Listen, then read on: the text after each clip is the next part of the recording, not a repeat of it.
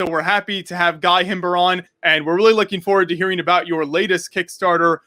This is really cool, definitely reminiscent of sort of like some of the costume collectible minifigures type of stuff that we've seen over the years. So is that sort of the idea you were going for with some of this?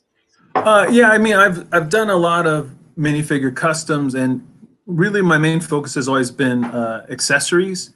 I tend not to do a lot of complete figures, just because, yeah, it's a bit of a pain in the backside to go out and harvest all of the minifigure parts and bits and pieces out from the secondary market. But sometimes the projects just call for that. That's the first Dino-Dude I did there was that pterodactyl.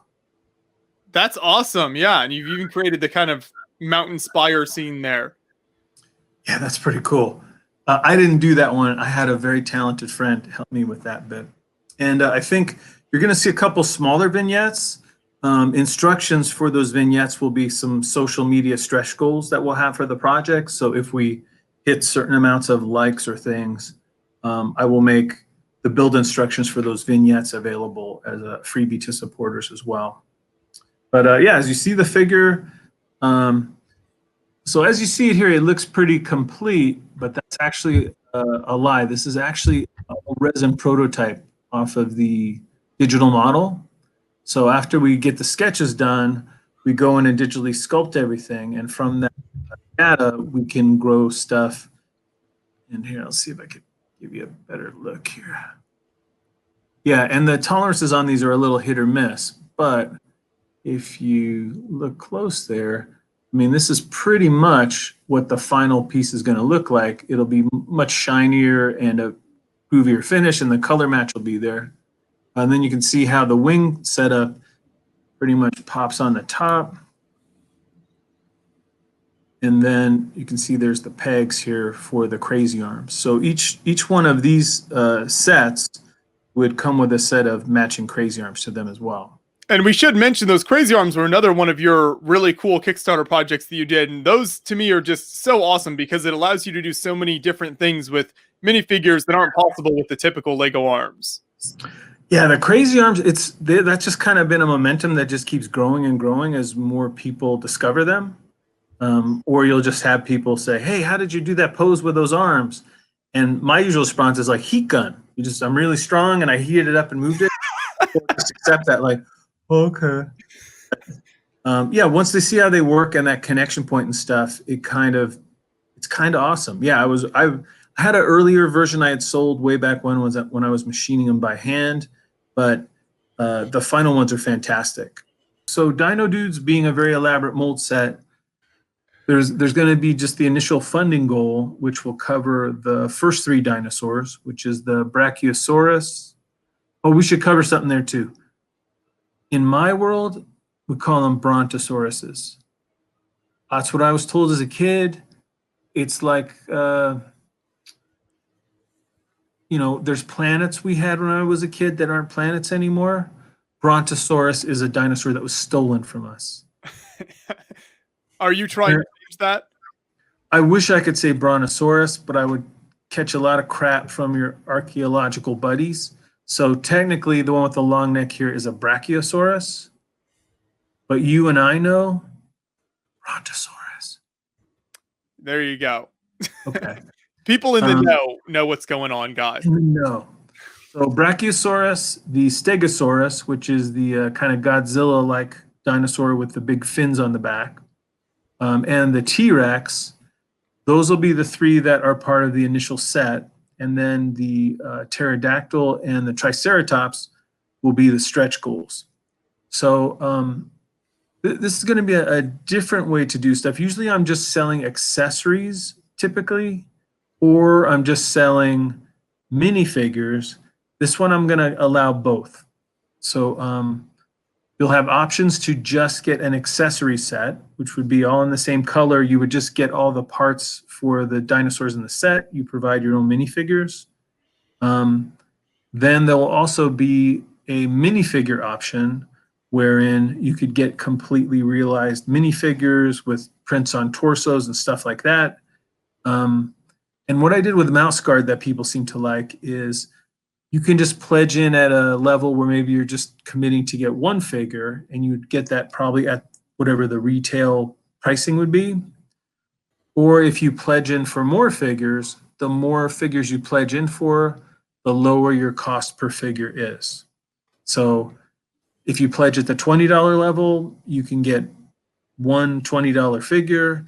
And then at the close of the campaign, you can get as many figures as you want at that $20 mark that you pledged at. If you did 3 or more, you get them at 19 a piece. If you do 5 or more, you can get them at 18 a piece, which is, savings off the retail at 20. Then the accessory pack probably is going to be a pretty tremendous deal too, in that you're definitely going to get the 3 dinosaurs for the entry price. And if we hit the 2 stretch goals, you're also going to get the other 2 dinosaurs and the crazy arms thrown in for that same price. So really, stretch goals is what we're going to be chasing on this. I want to be able to be ridiculously generous with everybody that pledges to the campaign, and I like to throw in a lot of extra stuff for people, that believe in me and the company to let us do stuff. And you've always done a great job with that with your Kickstarter projects, like the various stretch goals and just really throwing in some really cool and impressive perks for people if they're willing to kind of throw their support behind the project. Yeah, and I think that's important. I mean, at some point, any Kickstarter project, it's going to show up as a retail possibility later. So, a lot of people fairly are probably like, hey, why do I want to throw money at this now? I'll just wait a couple months and I can just buy it from the store, which is a very valid point of view. So I need to make it reasonable for them. I need them to say like, oh, okay, if I buy this now and commit to it, not only am I going to get it cheaper than, the regular retail price, I'm going to get a boatload of extra goodies. That seems like a reasonable ask of people. Like, I will reward you. In fact, I have a big bucket here. I just put together all the freebie packs for the mouse guard shipment. And, I filled this entire big bucket with little baggies full of goodies for folks. Well, I can't show you the secret part in that one yet. Nobody knows that one, but there is a secret piece in there. I can show you guys off air that everyone's going to get, but it'll be a surprise for them when they see it.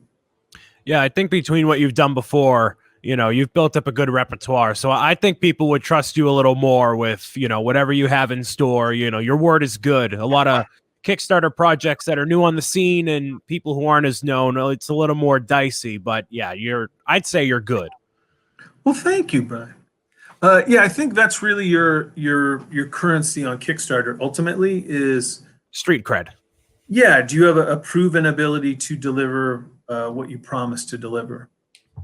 And if something seems too good to be true, can you really deliver on something that seems too good to be true? And that's kind of what I try to do. Yeah, any project that does well, I really want to be over the top in how I reward people because they had that trust in the company and in me to do that for them. Do you guys know Paul Lee? Yeah.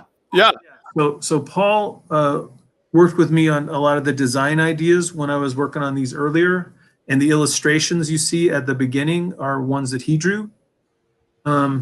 It was his idea because this was very much reminded me of the inflatable costumes you'd wear, and that was kind of a combination of Paul's idea of the big hips that just sort of exist but line up with the legs. When you see those inflatable T-Rex costumes, they have those giant big hips. Mm-hmm. And I'm super happy with those. I don't know why those make me giggle so much. And another thing you're seeing here too is the prototype material absorbs and reflects light differently than the injection molded plastic material. So where there's time, most of the photos we would color correct out these things. So these are just hand painted, the prototype pieces. But in the final run, it's color matched plastic.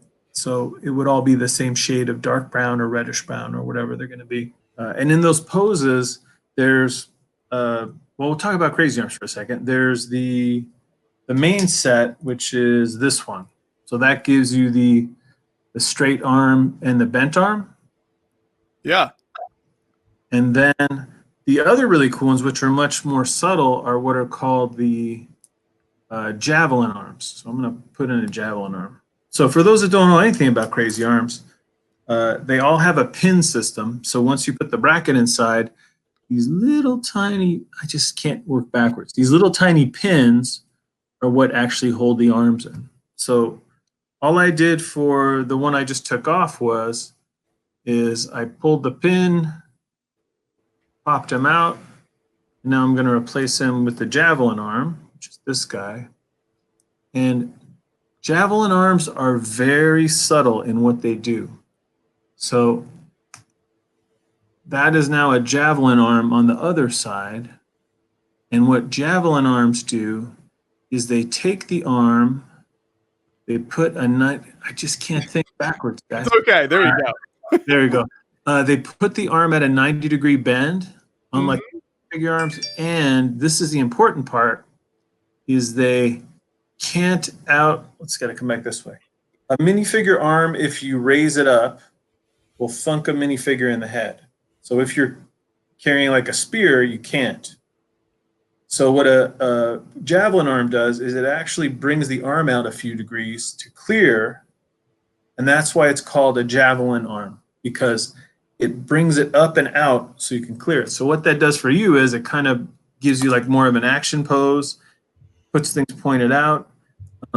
A lot of like the military guys take that advantage of that little tiny difference to actually allow things to better grip weapons and stuff. And then how they actually work on the inside is this little bracket right there. So when you take off the arms and you look inside, those little holes are really the whole secret to Crazy Arms right there. So the bracket piece slides in that hole. Yeah, there you go. And now that little round part becomes your connection point when you put it all back together. And then that's where the arms go. Now, are these available? I know you made these for a Kickstarter project. Can people still buy these today if they want them? Yeah, they're always in stock on the web store. And I just did red versions and dark blue versions. A lot of people wanted those for, superhero stuff like Spider-Man, Flash, Captain America. So that's fairly new, the red and blue colors. And if people keep asking for them, I might do other colors in the future, but those are really the big ones right now. What's the link for the web store? Make sure you give it a shout out and people can check it out. We'll also put a link in the description of the video. Oh, sure. It's just crazybricks.com.